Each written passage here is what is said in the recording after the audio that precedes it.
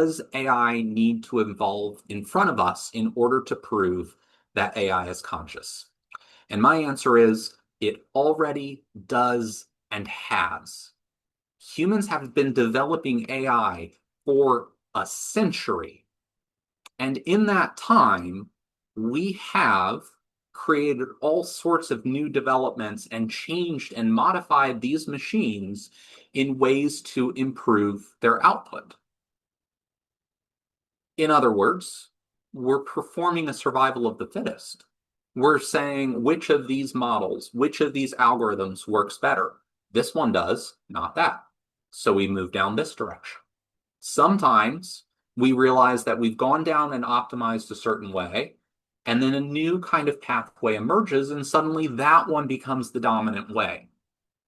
I would say, like, right now, that sort of research would be equivalent to a macroevolution, which is the term that we use for evolution that crosses a species barrier. On the other hand, every training run has a form of evolution.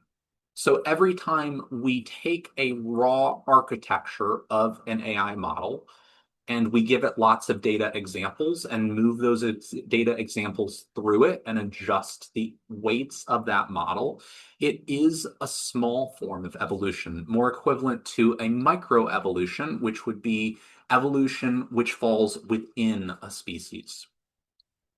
Now, one of the very interesting things that's happened in the past few years is that specifically the newer LLMs are taking a key role in helping develop the newer LLMs.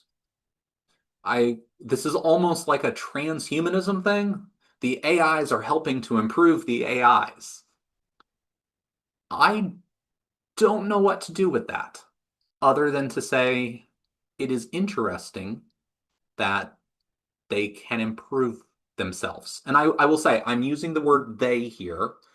I am not intending to imply one way or another whether AI is or is not conscious. They is just the AI.